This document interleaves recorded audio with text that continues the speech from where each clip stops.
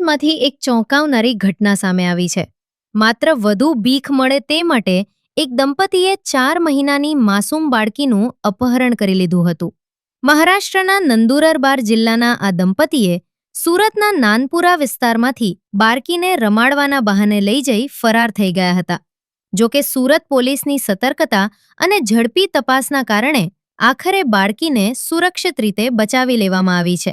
નાનપુરા વિસ્તારમાં mutton market પાસે પોતાની 3 મહિના અને 23 દિવસની બાળકી સાથે બેઠેલી નીતાબેન ચંદાણાની આંખ સામે જ અજાણ્યા દંપતીએ બાળકીને રમાડવાના બહાને લઈ જઈ અપહરણ કરી લીધું હતું.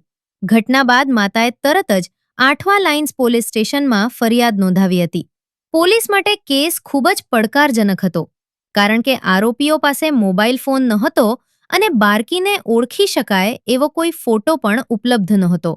તપાસ દરમિયાન પોલીસની અલગ-અલગ ટીમોએ નાનપુરાથી લઈને ઉધના દરવાજા સુધીના અંદાજે 1500 જેટલા સીસીટીવી કેમેરા ચેક કર્યા હતા.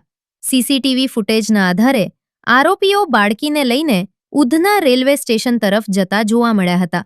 પોલીસે રેલવે અન્વે અને બસ સ્ટેશનો પર પણ તપાસ તેજ કરી હતી અને માહિતીના આધારે આરોપીઓ ટ્રેન મારફતે બારડોલી પહોંચ્યા હોવાનું જાણવા મળ્યું હતું. બારડોલી આરપીએફના મદદથી બારડોલી રેલવે સ્ટેશન નજીક ઝાડીઓમાં છુપાયેલા દંપતી પર પોલીસે દરોડો પાડી મીનાબેન વસાવા અને સુનિલ વસાવાની ધરપકડ કરી હતી.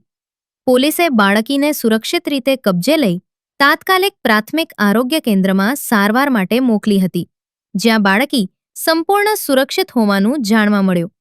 પૂછપરછ દરમિયાન આરોપીઓએ ચોંકાવનારો ખુલાસો કર્યો કે નાનું બાળક હોય તો લોકો દયા ખાઈ વધુ ભીખ આપે, તે માટે બાળકનું અપહરણ કરવામાં આવ્યું હતું. હાલ પોલીસે બંને આરોપીઓ સામે કાયદેસરની કાર્યવાહી શરૂ કરી છે. AB48 ન્યૂઝ ગુજરાત સાથે પ્રશાંત પટેલ, બારડોલી.